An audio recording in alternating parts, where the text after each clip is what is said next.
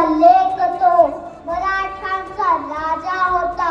झुकला नाही कोणासमोर, मुघलांचा तो बाप होता.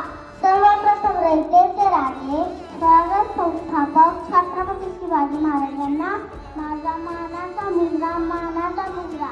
माननीय व्यासपीठ, व्यासपीठावरील मान्यवर, वंदनीय गुरुवर्ग, तसेच तेथे उपस्थित माझ्या मित्रमैत्रिणी सर्वांना माझा नमस्कार.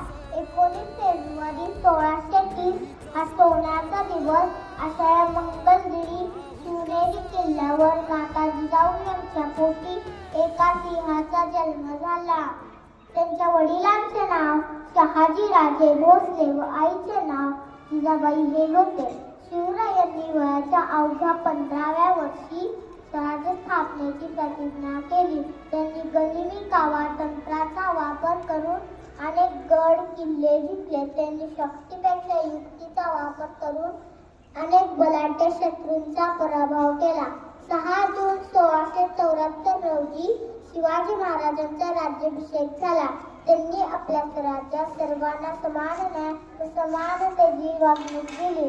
दुर्दैवाने 3 एप्रिल 1680 रोजी शिवाजी राजेने अखेरचा श्वास घेतला.